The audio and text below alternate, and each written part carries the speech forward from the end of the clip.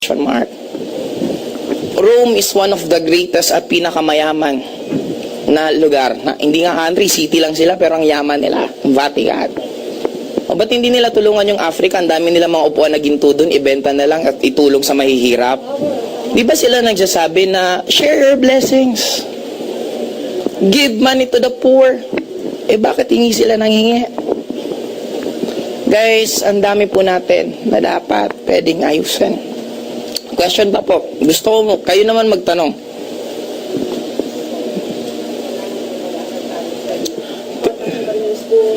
Importante po ang school. Importante ang learnings.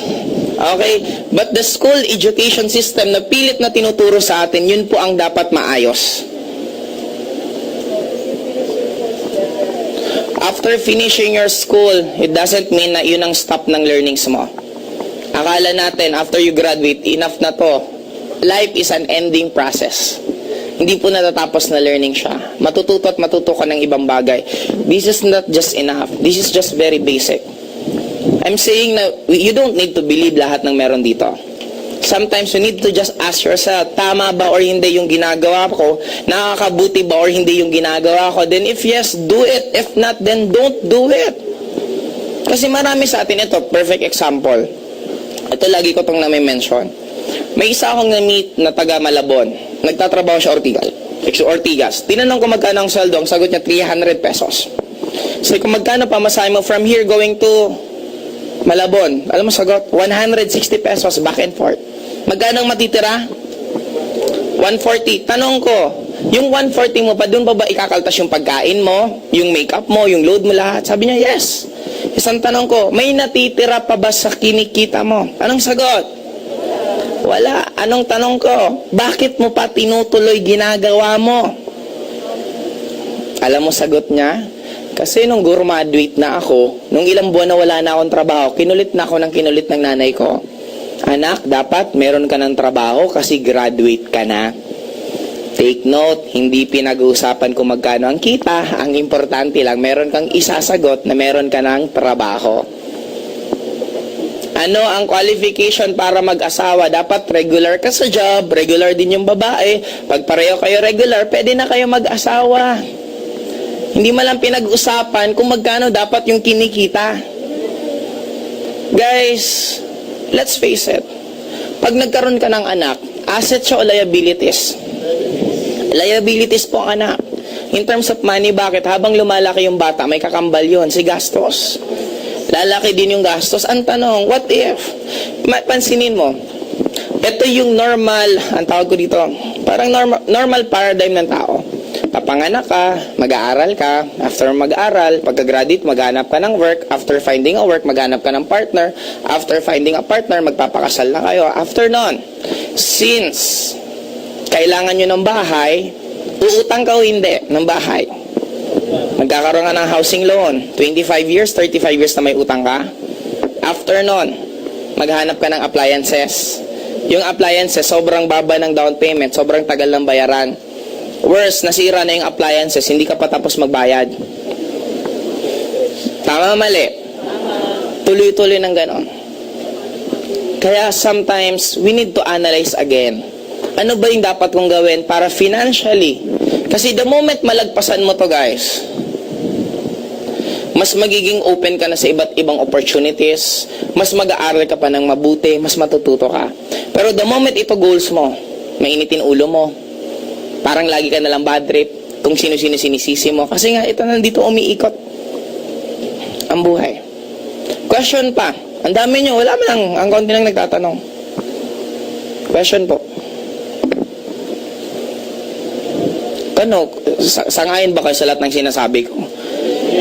Gusto ko may kokontra po. Sinong hindi seryoso para at least maging healthy po yung interaction natin. Sabi ko nga kanina, wag nyo pong isipin na ako si Joseph Lim. Isipin nyo lang po, I'm just an ordinary person na nasa harapan nyo at nagsasabi ng kung ano-ano. Question po, sinong may tanong sa inyo? Ano po? Sige, ano po yun?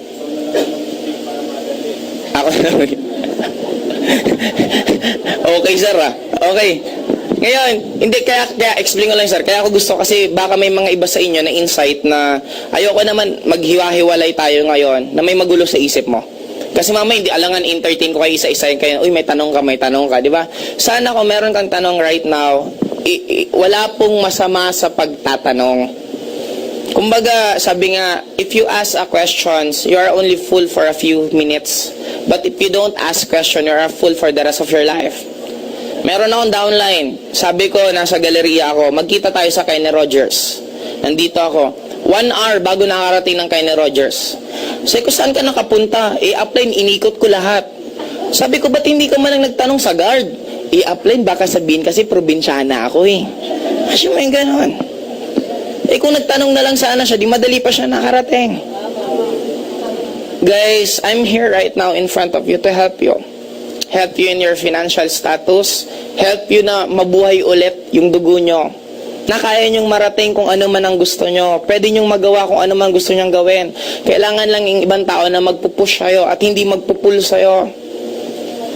Kasi etong biro ko nga kung mga anak, puro militar, tatay mo militar, nanay mo militar, lahat militar, pinanganak ka na third sex, ang goal mo magkaroon ng parlor. Tingin mo magagalit sa'yo lahat? But take note guys, iba't iba nga tayo. Sa mga magulang, you don't own your child. Ikaw lang yung naging way, kaya nilalang siya dito sa mundong to. And you're there to guide them, not to tell them on what to do and ano yung mga bagay na dapat nilang gagawin at pipiliin. Kung frustrated kang engineer, hindi niya po trabaho na ipagpatuloy yung pangarap mo. Kasi meron din siyang ibang pangarap sa buhay niya. Question. Sige po.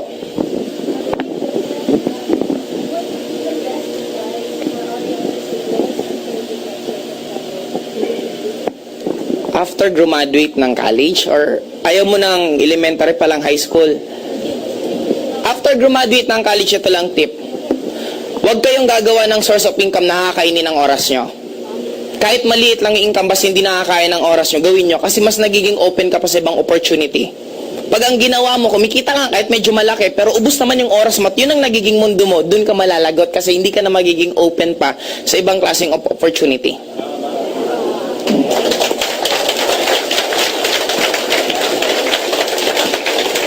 Question pa po.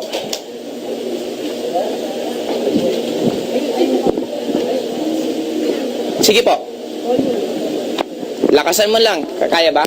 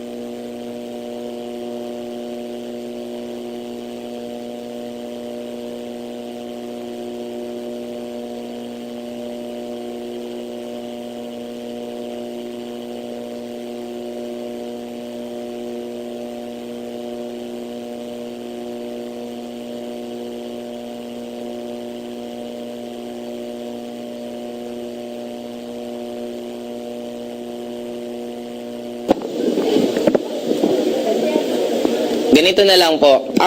Actually po kasi sa Lasal ngayon, meron na po siyang networking course. Network marketing course ang Lasal. And take note, ang Lasal, pag nag-aral ka po, ang ituturo is theoretical. Ang AIM Global po right now is actual na. Bakit mo mapapahirapan yung isang bata na dadaan pa sa theoretical kung pwede nang dumiretso sa actual? Tapos, ang nagtuturo pa mismo, mga totoong naging successful, hindi yung mga tao na nabasa lang libro, networking, ganito. Okay, ang networking class, blah, blah, blah. Pero sila mismo hindi nila naranasan ma-Indian, hindi nila maranasan magutom, hindi nila maranasan mapuyat.